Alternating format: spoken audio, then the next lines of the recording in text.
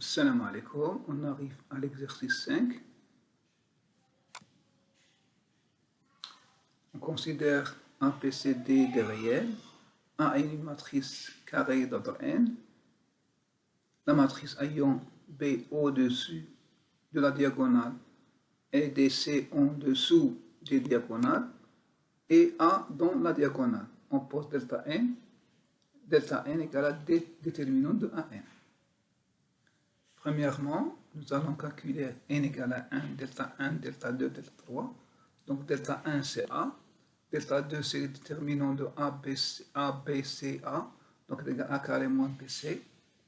Pour déterminant A, delta 3, on a déterminant A, B, C, A, B et C, C, A. Donc on va faire la transformation de la ligne 2 en C1, L1 moins A2, L2 et CL2 moins A2, L3 dans cette matrice-là. Et on va calculer ou développer le déterminant suivant la première colonne dans cette quantité-là. Deuxièmement, on prend A égale à C, vérifiant que delta n c'est A moins AB puissance n moins 1. Donc, delta n est égal à cette matrice-là. Donc, on a A égale à C, triangle formé par les A. Et nous allons faire, on va conserver la première ligne et L2 devient L1 moins L2. L3 devient L1 moins L3, etc. jusqu'à Ln moins 1 moins Ln. On obtient cette matrice-là et on va développer suivant la première colonne. Donc, ça donne A fois une matrice A, déterminant d'une matrice diagonale. Donc, son déterminant, c'est le produit des coefficients de la diagonale. Donc, c'est A, B moins A puissance 1. Si A égale à B, on vérifie que delta n aussi est égal à A fois A moins C puissance n moins 1. Donc, on sait que le déterminant de transposé de A, c'est le déterminant de A. Par suite, on applique le cas précédent, on obtient notre résultat, c'est delta n égale à A fois A moins C puissance n moins 1. Troisième cas, si on prend B égale à C, en effectuant les opérations, C1 devient la somme des colonnes, puis L2 devient L2 moins L1 et Ln devient Ln moins L1. Nous allons montrer que delta n c'est A plus n moins B, n moins 1 fois B, fois A moins B puissance n moins 1. Première transformation, donc on a déterminé delta n c'est ce déterminant. Donc en effectuant la somme de chaque colonne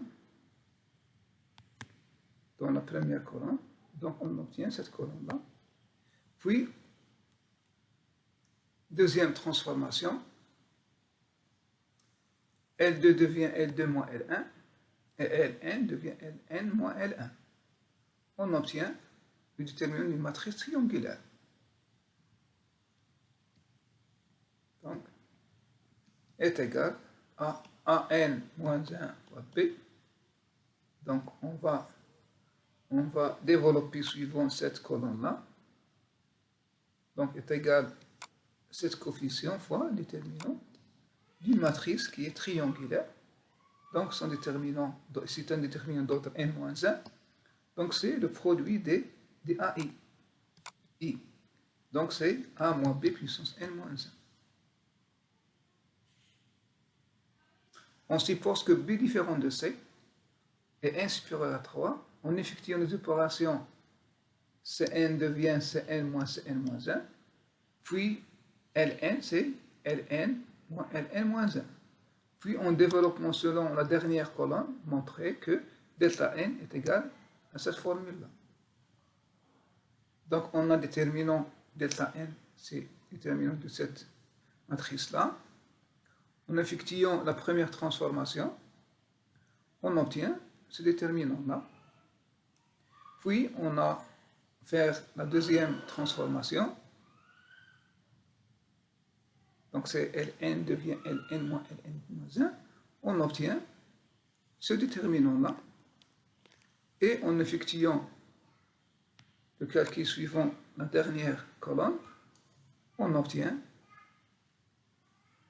2a moins b moins c fois cet déterminant, ou bien ce déterminant, plus b fois ça. Donc, ce déterminant avec ça.